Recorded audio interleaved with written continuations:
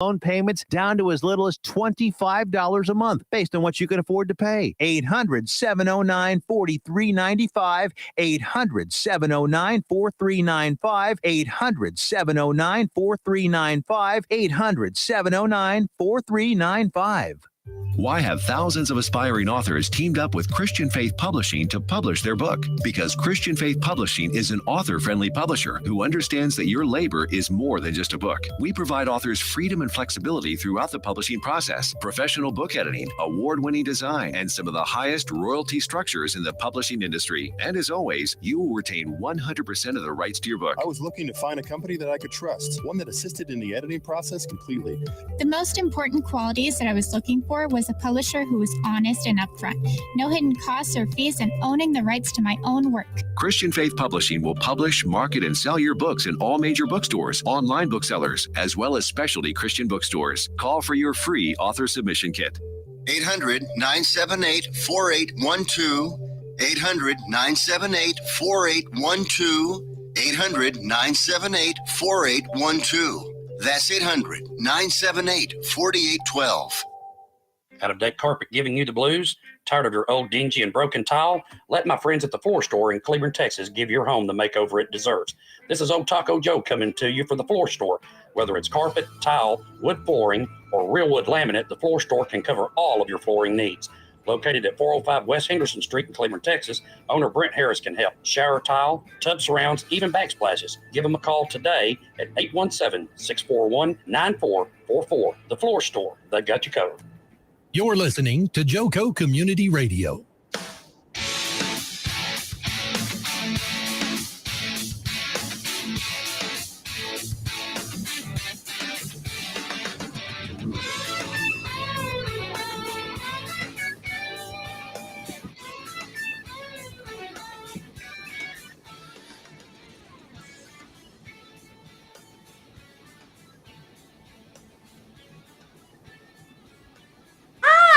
Jobfather Nation, we are glad to have you here. Welcome this chilly Friday morning in the Dallas-Fort Worth area, and for those throughout the U.S.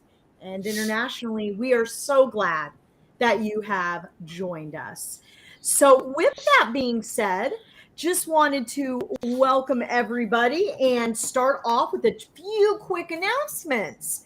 So, as you know, we're here with you today through Joco Community Radio, which is the proud voice of Johnson County, Texas, and it's live 365 on the TuneIn Radio Network.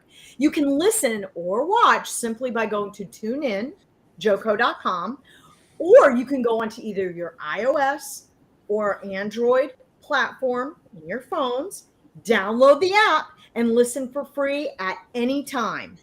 Check out our lineup and more on JocoCommunityRadio.com.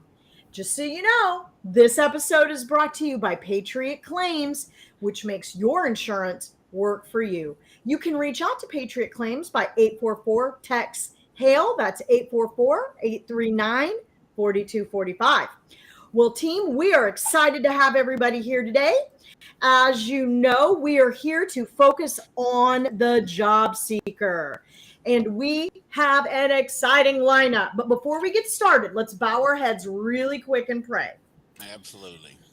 Dear Heavenly Father, we are so excited to be here today. Please guide this time and utilize all of us to further your kingdom and help motivate and grow up individuals out there, whether they're transitioning their careers, whether they're looking for new jobs, or whether they're wanting to take their career in a new direction. We thank you, Lord. Please be with those listeners, lead, guide, and direct them, and open up great doors for them. In your name we pray, Jesus. Amen. Well, Foster, we have some exciting guests today. Why don't you share with us who we have? And welcome, everybody. We've got Lorie Thibodeaux, guys, and she is a diversity expert.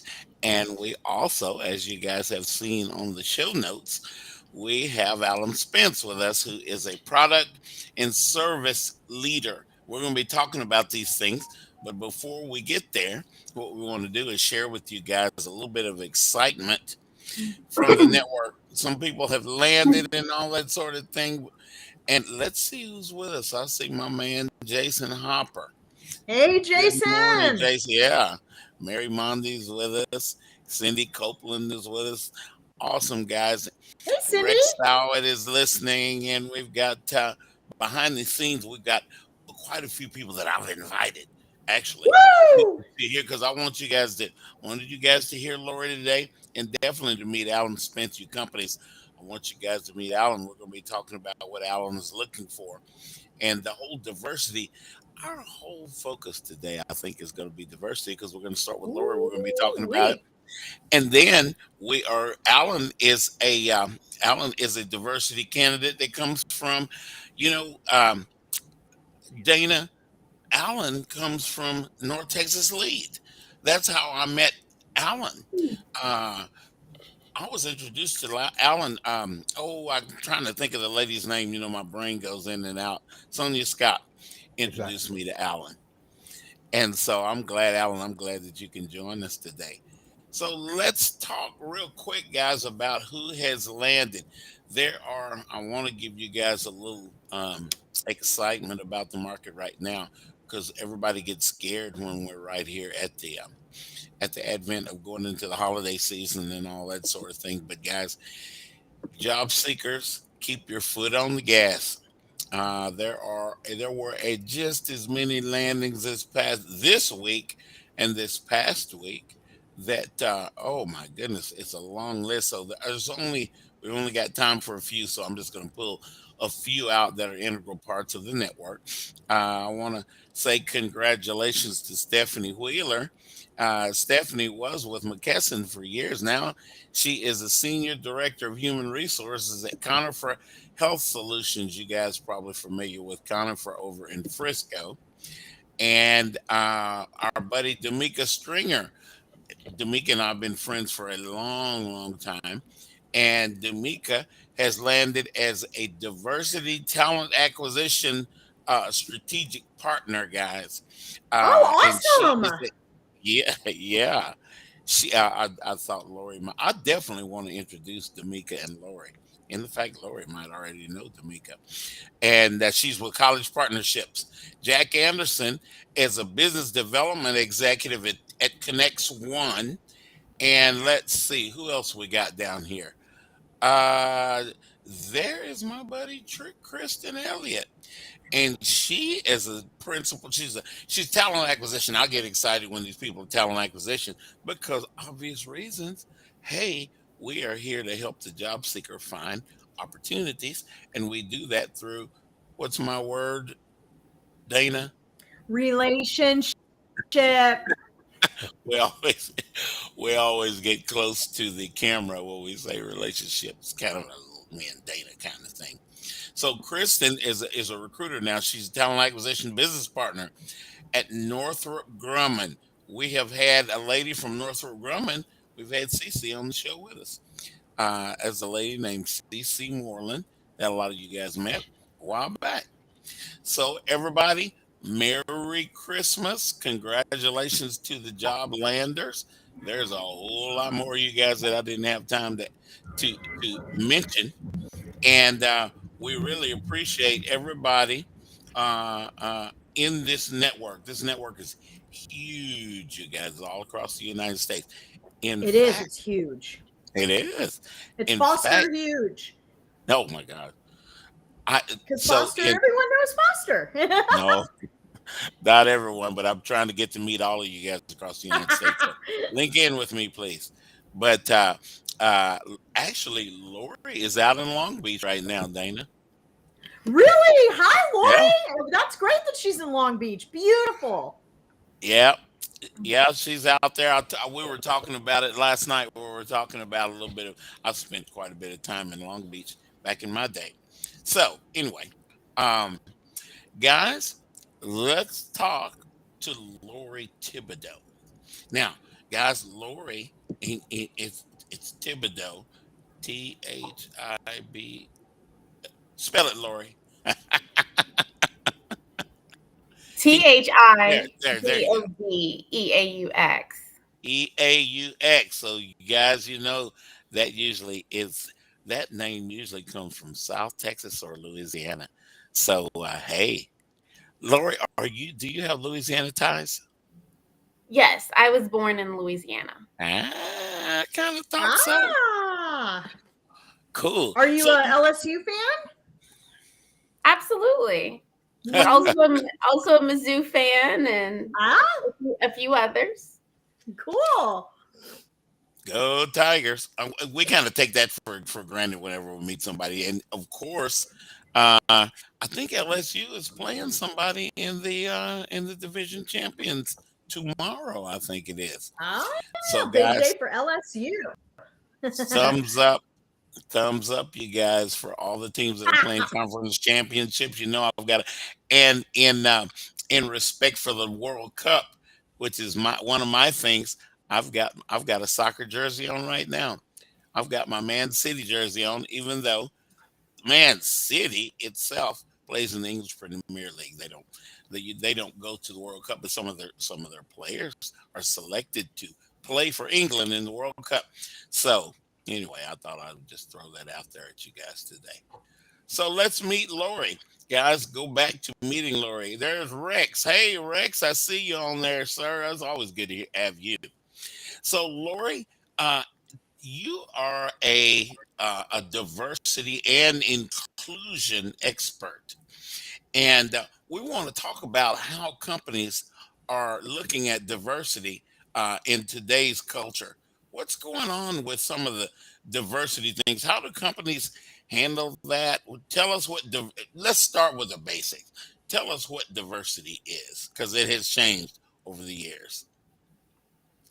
Absolutely. So, hi everyone. I am a certified diversity trainer from the Diversity Executive Leadership Academy. And one of the things that companies are doing, and when they look at diversity, is a few different things. So first off, diversity is really looking and seeing different groups of people, whether it's race, religion, ethnicity, disability, looking at all of those different aspects. But we have to remember the most important part of the diversity, which is that inclusion piece, making sure that people are invited to the table. And so that's what companies are looking at. They're looking at their numbers and they're seeing, have we invited everyone to the table? If we look at the just history in the workplace, women are just now getting into the corporate world. It hasn't been that long ago where we had 50% of our population that was women working at home, and so some of the rules that were in place then no longer apply now. And so companies are looking at their policies and they're trying to see how can they improve the work culture. So that was the case specifically with women, but that's also the case with a whole large group for diversity. One other topic we don't talk enough about is disability, and are we providing reasonable accommodations? It's one of the diversity pieces that often gets missed.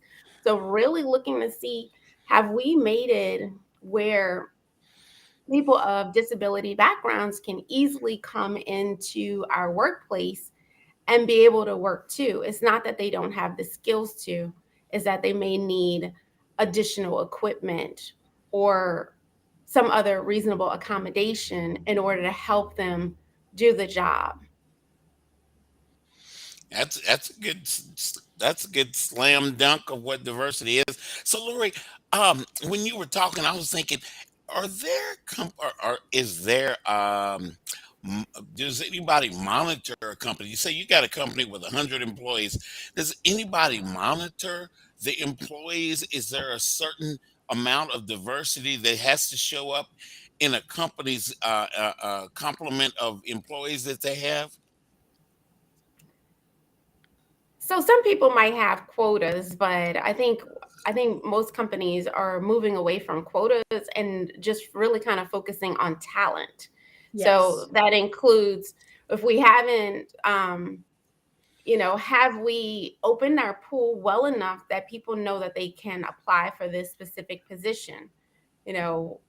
How do we reach out to these different groups and let them know, hey, we have opportunities? I'll give the example with veterans, right? We have a lot of veterans that often transition into the workplace. So finding if your company is available and has opportunity for veterans, letting them know, hey, we love your transferable skills. Let me make sure you come over here and you see what we have in place, and how we can help you with your transition and how you can grow with our company. I remember when I was at a couple of the companies, I was a gatekeeper, and I worked for this big monstrosity of companies, and we actually had somebody checking us out. We had to hit certain diversity numbers. There were times where I was instructed to hire diversity into certain positions. Companies don't talk about this, but I thought I would ask today, since we're talking about the diversity thing. I like diversity. I am a diverse candidate. When I was a candidate, I'll put it that way. And diversity, I've got another question. Okay, we were kind of, Dana and I were talking about this last night. Um, when you have a job description that uh, asks for a person that is that speaks a different language, uh, when you have a person, it's usually a person that has been either from that country that has a different language, i.e., I'm going to say Mexico because part of my family is from Mexico. Uh, if you have, say, a person that a company is doing business with a company from Belgium or Germany, and it's necessary that these people speak the German language. So in the job description, they'll put bilingual preferred, obviously, and they will specify. And they'll say bilingual German preferred, bilingual whatever language that there is over in one of the European countries. I just kind of picked Germany and Belgium out. When those people apply, are they considered, even though they may look like us Americans, are they considered being a diversity employee, Lori? How do they look at that? I think in the research that I've done, we don't really necessarily like the term diversity candidate. Is you're bringing your talent, you're Yeah. bringing your skills, you're bringing a whole bunch more to the table than Uh-huh. us calling you a diversity hire. We Yeah, don't, because that kind of makes it feel like you're a token in this exactly. Yeah, this this spectrum. And so we don't call ourselves diversity hire, or it's really about, from the very beginning, is making sure that you have a pool of diverse candidates Uh-huh. and that you have done the recruitment out in the community to get multiple candidates that can come in and that you can have that conversation. And so it's it's more about really kind of making sure your pool is large enough so when you do have that type of interview process, Uh-huh. you're focusing on the talent and the skills that the person has. yeah, And the fact that you have this opportunity, number one, that starts with the recruitment, it enhances the experience because now we have more, such a diverse pool, which yeah, could, you know, which is, we look at it in the terms of a group, not an individual. Hmm. And yeah, so from yeah, that standpoint, you want you want even the people who are on your panel to come from different backgrounds, yeah, whether you have one from administrative or one from, you know, some other spectrum, maybe you have an engineer on there, or, all of these different groups that the person will work with, so you can kind of complement and create an environment where they know more about the position that they're getting into. yeah. Very much agreed. I would say real quick, Laura, did I cut you off? Oh, you're good. Oh, okay. What I was going to say, I have noticed, and I want to kind of second what Lorie is saying, is that we call it DE&I focus, diversity, equity, and inclusion focus. And I agree with Lorie. It's not meant to make anybody feel like a token. And that's not really the strategy behind it. The strategy behind it is that our job descriptions, our recruitment processes, and our interview selection processes are as diverse and inclusive as possible, allowing a greater amount of qualified candidates to be considered. There are times when hiring leaders have biases that they don't even realize they have, and they can be the smallest biases, and it's not necessarily an obvious bias, and it's not necessarily a bias towards any particular group. It is there's subconscious biases that happen with leaders. So what we're finding, for example, at Galderma and Korn Ferry, is that we are doing a lot of training to help eliminate these subconscious biases so that we can open our minds up to differences, and we can open our minds up to these quiet individuals that could do just as good a job and be the most common type of individual that's been hired in the past. And Jason brought up something really important. And yes, unconscious bias. Thank you, Jason. I just got that out. He brought up neurodiversity. And neurodiversity, and Lorie, I definitely want to hear from you on this. Yeah, let's is talk something about that. Neurodiversity is something I'm very passionate about because, you know, as a woman in the workforce, and as everybody's programmed a little bit differently. And I would say a large populace in the world suffers from some sort of anxiety, depression, etc. A lot of people are medicated, and companies are being a little more sensitive to different patterns and ways of receiving information, communicating information, and making sure that that is inclusive well. And so we have been doing training on unconscious bias. We've been doing training on neurodiversity, which opens the doors for candidates that could have different types of labeled ways of thinking or labeled behaviors, and learning how to be more inclusive and supportive of differences. I think if you look back to the 50s, 60s, 70s, and 80s, it was very much, this is what we're looking for. This is exactly what makes a qualified corporate candidate. This is the box you have to be in. And we've missed out in many years on so much talent, on so many qualified candidates, because we put people in a box. So I think that this is only serving the greater community. And I have been really impressed.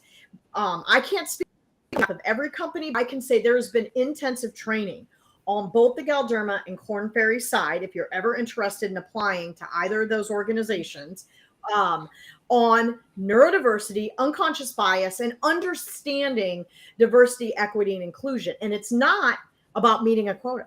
It is all about opening the floodgates to get more qualified candidates. And have you seen that, Lorie, in your area? Absolutely. Absolutely. So I feel like, you know, there's different schools of thought within the United States. After the incident with George Floyd, a lot of companies reviewed exactly where they stood in the face of diversity. Do we have diversity within our organization? And we also had Asian hate that also took place. So then there became a spotlight specifically focused on diversity. What is your company doing? How do I feel like I belong here? How do we create an environment where it's a safe place and that we can have the talent and the skills that we need to? There's a business case surrounding that. You know, there's success by having people who think differently come to the table and create this great fusion dynamic. Yes. Now there's people who are doing it right, and there's some people who may be doing it differently. And so when I state that, there's companies that are really looking at their data and they're saying, well, for some reason, we're not really attracting different types of candidates, you know, and it could be based on the location where they are. The fact that, you know, there's some populations we have here that just, I don't know, not too many people have mingled out there. And so maybe it's, you know, the basis of their diversity might just be gender, you know. And then there's other areas where we have such a plethora of different groups of people. And so learning the way they think, learning the ways that they can contribute to the company, what skills they can have. Those are the companies that seem to be moving in a forward direction. And it's not like you're a certain color or you're a certain, we need a certain this or we need a certain that, but it's really about what talents can we bring to the table? Like kind of moving from that quota. We had to do those quotas back in the day, like before my time, but that was because there was this great fusion of women coming into the workforce and equal right opportunities for African Americans and other people of color. And so as we looked at it in the past that way, but we've kind of merged a little bit further from that. So that was our premise, but we've moved into more looking at it in the terms of business case and how do we attract, how do we create that retention? How do we get it right? And we look at numbers though. I will say we look, you know, just because, you know, we're not doing quotas doesn't mean that we're not looking to see where we stand, like where we could do better recruitment. Are we, you know, what can we do to make the situation better? Right. I want to give a company, AT&T, I want to give a thumbs up to you guys. Do a good job with the inclusion side of it. They celebrate. They've got a number of different groups that they put together, and they explain how these groups have affected the company. They celebrate and they have get-togethers. I've been invited to one of those get-togethers, and they celebrate these groups. Hey, this is the Asian Pacific Islander group. This is a group that we have from Spain, that, you know, the sort of thing. And then they let those folks know. They let people explain some of the areas that they're in and how they've affected the company, how it overall. So, you know, I like that inclusion piece as we have gotten into diversity. And Lorie, you're absolutely right. As long as I've been out, we won't talk about how long Foster has been out in but I have seen the focus on diversity, and then all of a sudden the inclusion has been the important part of late that I've seen. And I see Alan agreeing with that, because Alan and I, we didn't just start. And no, I totally get it. And just a heads up, we got about a minute until we run to break for just a second. But we do have a couple questions on the side. One thing that Mez asked, would diversity include a different profession than traditionally hired for a certain position? Any thoughts on that, Lorie? I'm not sure exactly what Mez means when she said, would diversity include different positions? I think diversity should be included in every position, meaning if you're a leader of an organization and you lead people, you should know about them, whether it's their neurodiversity, whether it's their practices and how they come to the workplace and how it affects them. So I think diversity should be in every aspect of the workplace. Lorie, thank you. We have to go to commercial, guys. Thank you, Lorie. And we will continue. Suffering with diabetes. If you have lost your provider, or if you need a provider for diabetic supplies, you may qualify to receive your diabetic testing supplies now with little or no out-of-pocket cost, regardless of your age. All you need is Medicare or private insurance to be potentially eligible. Call the Diabetes Solution Center right now for details. Just takes a couple of minutes. Our friendly, knowledgeable agents will give you free, no-obligation information, handle all the insurance paperwork, and make sure your supplies are delivered directly to your door for free. Call U.S. Medical Supply 24 hours a day. 800-597-9323. 800-597-9323. 800-597-9323. Call right now. 800-597-9323. Hey, there's something you forgot to do. It sure is hot. Are you sweating like a dog? Wait, what? Dogs don't sweat. Oh no, you forgot to get your window tinted. Whether it's the kitchen window that sits in the sun for the hottest part of the day, or you just got new wheels, call Sharp Window Tinting in Burleson. 817-615-9379, or look them up on the web, sharpwindowtint.com.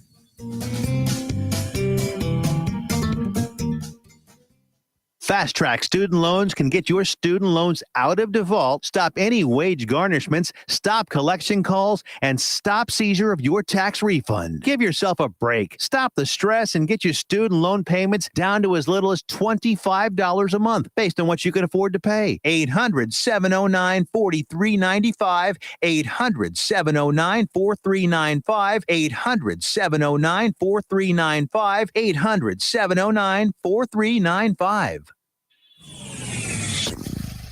Joco Community Radio. Listen live at tunein.com.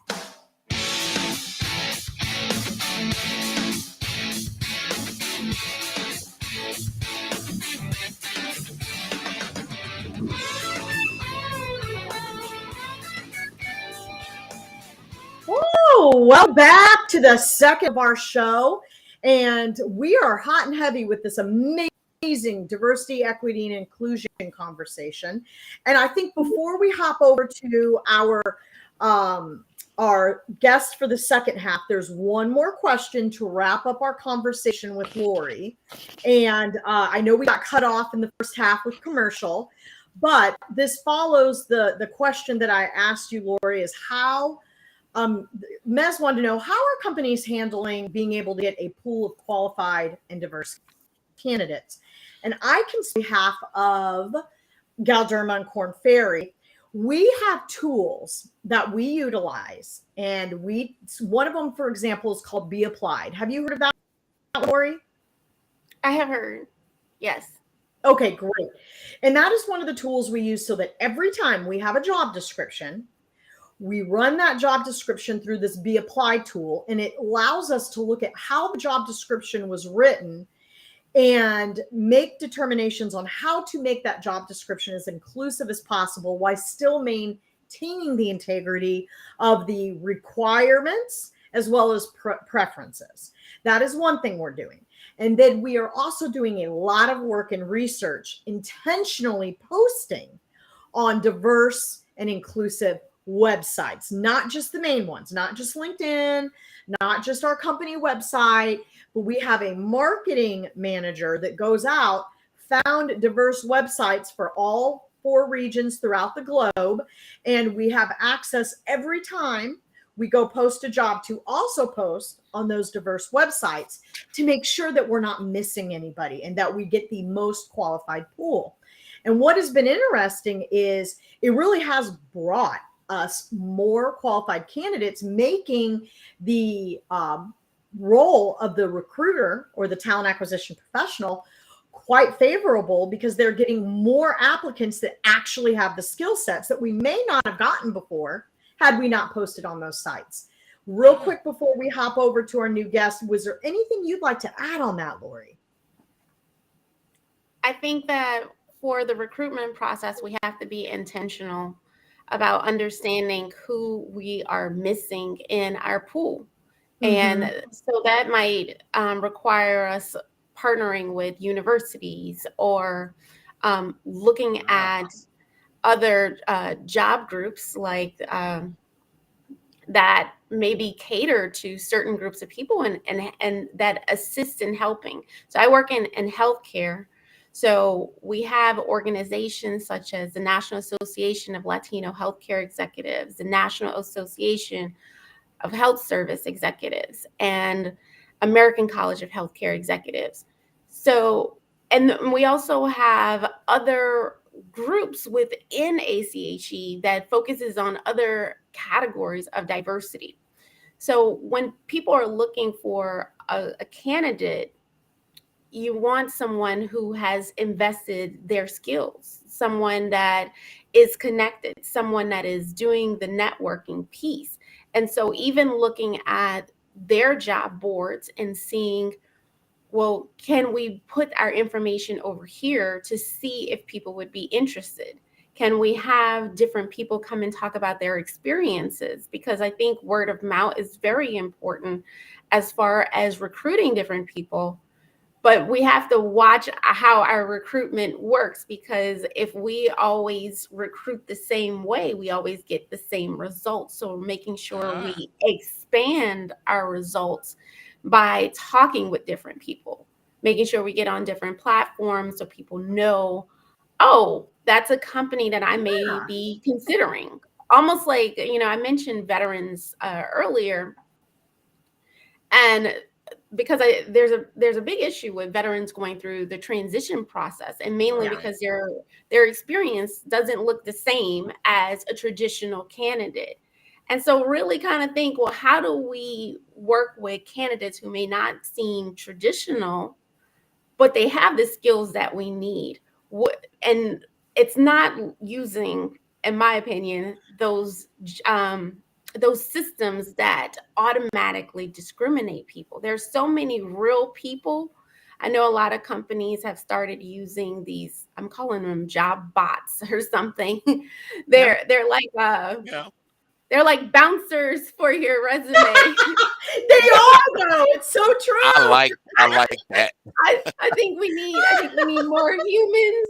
I think we need more humans really kind of looking through that process, because I think we could be missing on some well-qualified key candidates that just may not be your traditional applicant.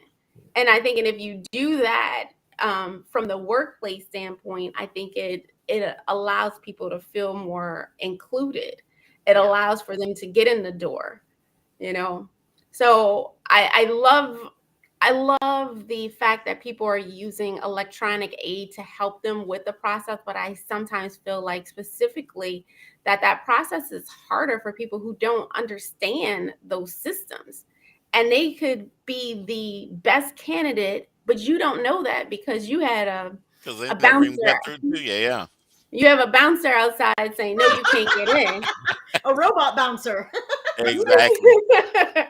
So we're going to have to be a little bit more intentional. We're going to have to understand what those systems are actually doing and who it could be screening out ahead of time. Right.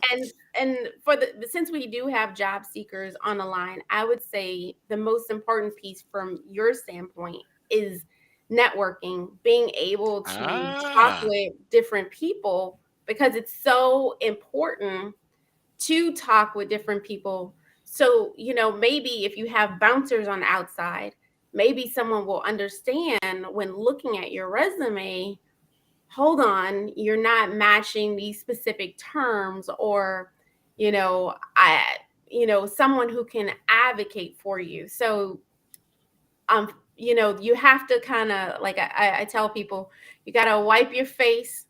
You have to put on a positive smile, and you have to believe in yourself. Go out there, come up with a game plan, and really go out there to network and meet people. Be intentional about that. Yes, you said it, Lorie. And I want to jump in on you right there while you're talking about networking. You guys know that's my number one word, and y'all probably roll your eyes in your head when you hear Foster throwing that networking word out, because we met Alan. I met Alan through that very networking process that we're talking about. We had Sonia Scott on this show a couple of months ago. We had Sonia Scott on this show. Dana, you probably remember Sonia. Hey, Sonia, if you're out there listening. She represents, and she is, I guarantee you she's listening because Alan's with us. She suggested that I talk with Alan. She had nothing but just greatest things to say about Alan. I said, you know what? Give me his number. I'm going to call him. Alan. Lorie hit the nail on the head. This is how it's better. Alan can tell you all about Alan, but if someone else tells you about Alan, you're a little bit more bought into the process. You're pulling a little bit more power out on that thing. And Alan is with us. Alan is a leader, guys. Alan is the senior vice president in product and innovation and service. Alan, tell us a little bit about what you are looking for right now and about your experience. And there are a number of companies that are listening to us right now, and I want you guys to hear Alan's experience and how you might be able to, you can get an idea about how you guys might be able to apply Alan's background into your company. Great. Good afternoon, Lorie. I mean, Dana, Lorie, and Foster. Hi. It's great being here. Good afternoon. So my background traditionally is in product marketing and product management. And what I do is help organizations that are switching to a very technical focus to help them translate that either to the customers or either to other customers, meaning consumers, people, direct to consumers or business to business. And through that, it's really implementing innovation and things like that. You know, just to kind of put it in layman's terms, we all remember when Y2K happened and everyone thought when, you know, it's the year 1999 and when 2000 happens, and when that switch hits, everything is going to crash. Well, now products using the digital aid has become much more part of what we do every day, either direct to consumer or business to business. And with that, as companies improve their services, they're constantly updating software or programming or code. And the opportunity there is to make it seamless that no one really sees any blip or any hiccup along the way. So what I do for organizations, I think the value that I bring is really to help the teams think through any roadblocks and challenges that exist there and really being thinking forward. And, you know, we talked about diversity. You know, you're taking all kind of inputs, not just from your customers, but also from your teams, because they're very vested into the product as well. And so we lay those things out into roadmaps, and we really decide on what is the best opportunity that returns the best value to companies and organizations. And so what I bring there is to really act as a conductor. You know, I orchestrate all of that and make sure that we deliver what we committed to the board of directors or the leadership team and make all those things kind of happen. Gotcha. So, you know, a company generally, and we have loads of corporations around Dallas-Fort Worth. Generally, they're going to have a product, but they're going to, or they may represent a service. And a lot of times, in Alan's case, a lot of times it is a combination of the two. Okay, we make this product. We want you to buy this product, but then we need to make sure that you are getting the functionality out of that product that you are that you're desiring. The reason why you hired us and bought our product to start with. So, Alan, do your teams get involved individually in with your client companies? Yeah, absolutely. You know, we're looking at the data, the same data they're looking at, we're looking at as well, both their data and our data, and then what we're hearing from category trends. So what's happening across all categories or all industries or functional jobs is data is very important. You know, just as diversity, inclusion, and equity is looking at the percentages that's being represented, we're looking at, you know, what trends that consumers are shifting to, and we're trying to anticipate where they will go next or what will be the next need. The ultimate goal is really to identify and address the unmet need in the marketplace. And he or the organization that does it best wins, you know, and that's how we always put it out that way. So data, what I've noticed over the years, is becoming more and more important. It used to be a small sector in the organization that looked at data. Now every functional organization is looking at data. Absolutely. Right. And you are using your teams, and you guys are working at your level. You're working with the leadership of the company. Now, I'm just throwing this stuff out here, and you tell me, Foster, that ain't it. If it's That's not, fine. but That's you're in communication with the leadership of the company to direct sales and marketing for the very product that you guys are building. Is that correct? Absolutely. And then the thing is, sometimes marketing can sometimes live in their own world. But we have to make sure that the sales team understands what we say the ins and out of the product, because it's very important for them, because they're the face to the customer, if it's B2B, to really articulate all the features and benefits and how it can, you know, serve as unique value proposition to them and help them win in the category they compete in as well. So it's very important as marketing lay out roadmaps, we launch products, that number one is that the launch goes seamlessly. We've all seen before when, you know, new app updates come out and you open up that app and it crashes. Yeah. And so it's very important, and that's just in layman's terms, that we make sure that what we deliver and put out in the marketplace works as it should and exceeds expectations, and making sure that they are using the product what they purchase. So we want to make sure they're getting all the horsepower out of that product or services as possible, because we want to make sure they win. So we have a vested interest in making sure they win as well. Yeah. Huh. Now, some of that data that you guys have gathered from maybe some of the other companies that have used the same product or a similar product might be able to help you guys, I'm assuming, or might be able to help you guys in helping other companies apply and get the functionality out of what they purchased as well. Is that true? That is true. But the key thing is that, internally, your team members, your cross-functional team members, we have to make sure that we're playing fair, we're working together, we're valuing each other, and then we're developing our talent. I mean, that is like key and paramount, because more often than not, you can become stuck in your same old ways. We've seen the days of Blockbuster. The technology that Blockbuster has was phenomenal, but they refused to change and listen to what their employees were saying. Hey, this is the next new, trend or shiny lure that is out there.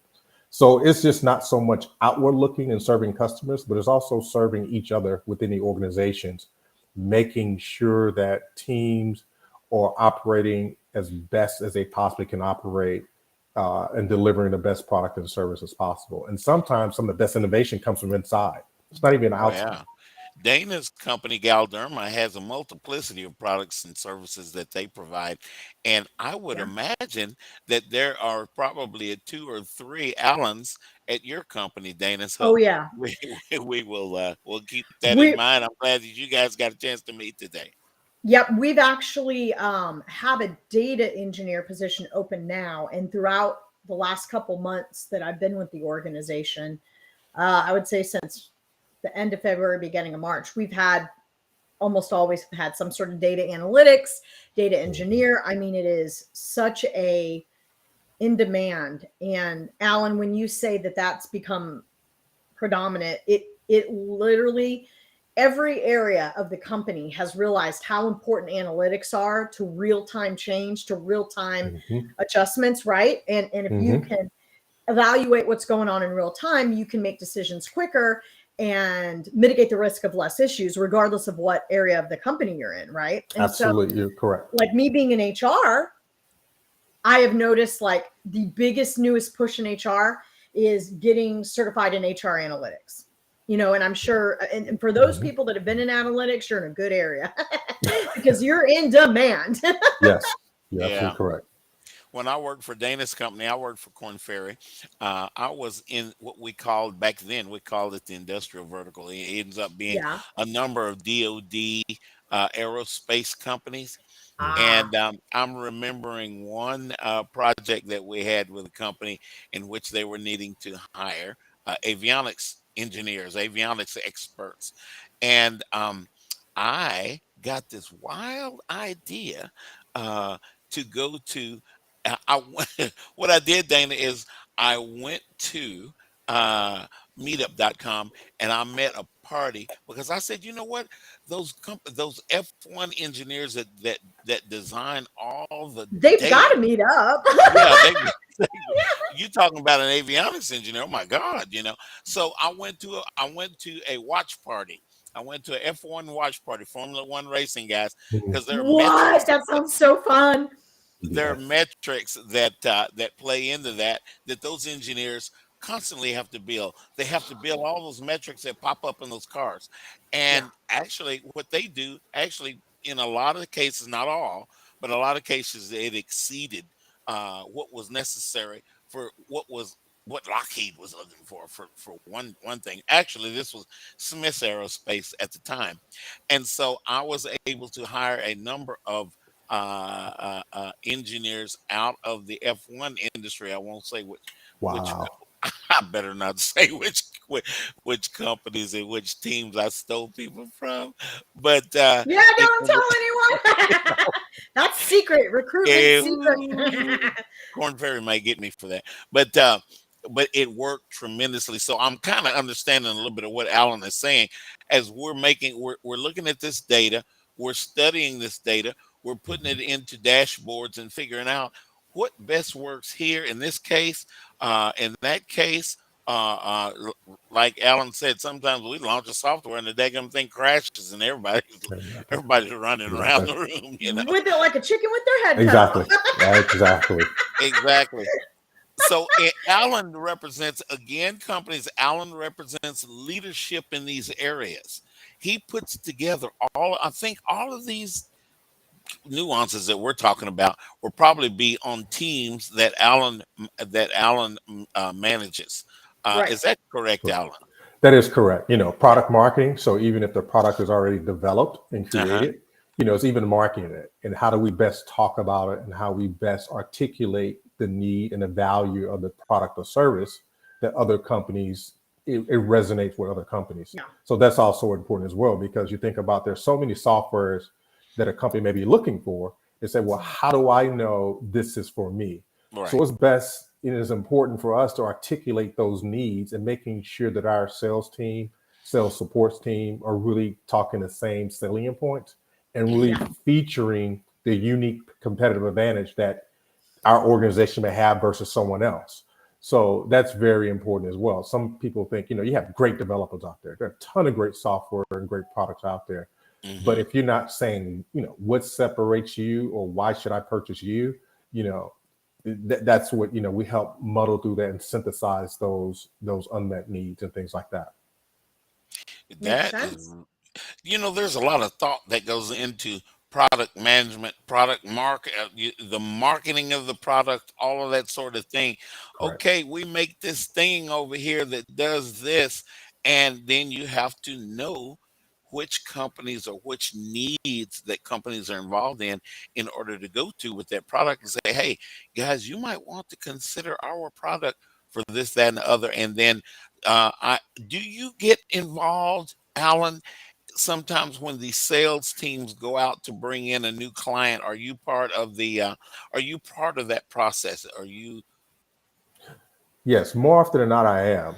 I am part of that process, that whole vetting and meeting and introduction phase. And it's important just for that, if it gets too technical or too in the details about certain things, I want to make sure that I understand and I hear them. So it's not always just me just selling. Step back and understand what are some of the challenges or Achilles heels that they may have, or what is it that they want to do better at. They may not have any complex problems. They just maybe will just be better performers, be more dynamic. So that's my role there, just being part of them.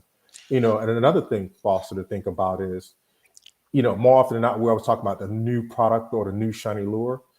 Things that we're doing now is not only when we deploy products or services to organizations, but we also look at how organizations use the product that we've sold to them or we license to them. And with that, we say, well, wow, we're noticing that, we also give feedback back to them saying, hey, we've noticed that you've only gone this far from a user experience in this product. So it's our job to make sure like, hey, this can kind of help you if you look in, down this funnel, this can kind of help you solve some of these challenges as well. And likewise, if we know they're doing certain things with product, that helps us to know where we need to innovate and where we need to do more product improvement, because we're noticing that customer is wanting to know more about certain things like that. Think about this, Foster, and I'm going to go way back to when we talk about IRI or AC Nielsen. And I'm going to use something in layman's terms as grocery stores. Years ago, I used to work for Kraft Foods. And, it took a month for Kraft to find out exactly what's sold in grocery stores. If we sold a package of Oreos, it took 30 to 45 days before we got that data back to find out what Walmart, Kroger, H-E-B, and all those stores have sold. Right. So we needed to know, we want to be much more responsive to our customers, because we just didn't want to sell them something and it sat on the shelf or what promotion worked. So now companies are looking at real-time data and want to make sure, like, how can we be responsive and help them to overcome some of the challenges they may have in selling a product or service. Yeah, absolutely. And companies, I ask that question because a lot of times we have new initiatives and obviously you have new products, but you have innovations to products that help them perform better. And sometimes those innovations will lead to an application of selling a product in an environment that didn't exist before. And Yes, so correct. I wanted you guys to hear that Alan is not only the executive sitting in the high office, but Alan gets involved in the day to day. And I Absolutely. think that carries a lot because I did the same thing.